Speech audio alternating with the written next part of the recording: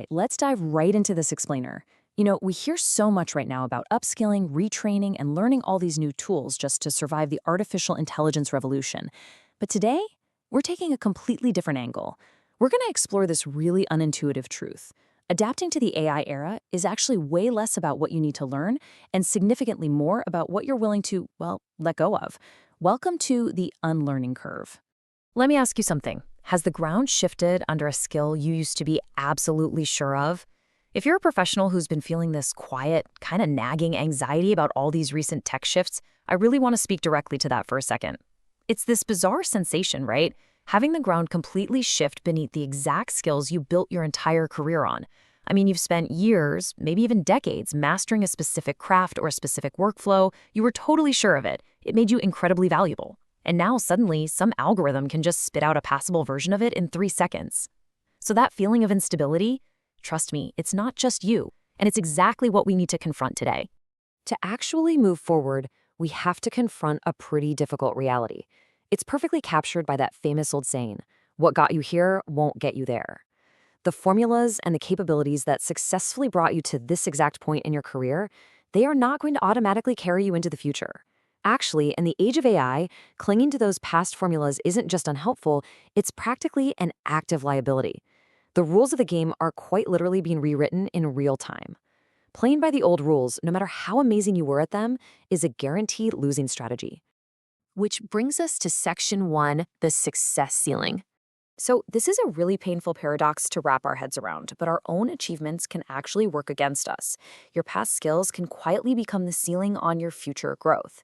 Just think about it. The specific expertise that made you so highly successful can almost invisibly solidify into a barrier that stops you from growing. When you get heavily rewarded for doing something a certain way over and over, your brain wires itself to repeat that exact process. It's like you become this highly optimized machine for a world that might not even exist anymore. You start relying on those legacy skills as a crutch, and you end up ignoring these new AI-driven methods that can make you 10 times more effective. Why? Simply because the old way is what made you a rock star in the first place. Your past success literally blocks your future potential. All right, let's look at Section 2, strength versus outdated habit. So how do we break through that ceiling? Well, you have to learn to ruthlessly separate your timeless, durable strengths from those deeply ingrained habits that have honestly just passed their expiration date. For example, a durable strength might be your strategic thinking, your emotional intelligence, or how you synthesize really complex arguments. Those are absolute human superpowers. But an outdated habit?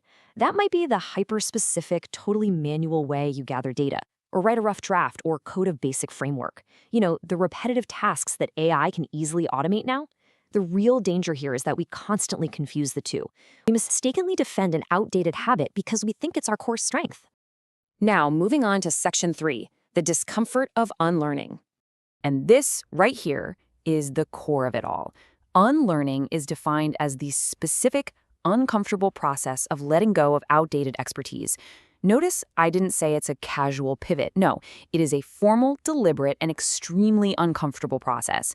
Think about it. It requires you to look at a tool or a workflow you know inside and out, something that has brought you praise and income, and actively choose to just put it down. That requires a massive, massive dose of humility. By intentionally making yourself a beginner again, you're creating this intense psychological friction. It is an absolute blow to the ego to admit that the very thing you spent years perfecting just isn't relevant anymore. Honestly, shedding a skill feels like losing a piece of our professional identity.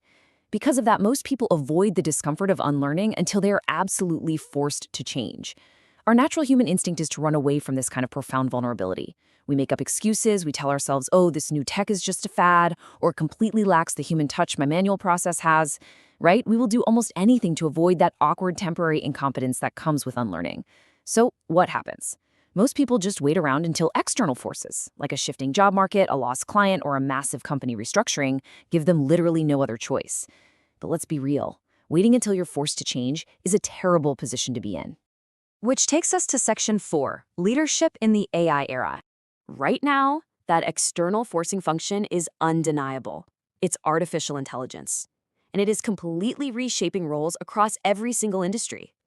This is exactly where we see the massive divide between people who just survive and people who actually thrive.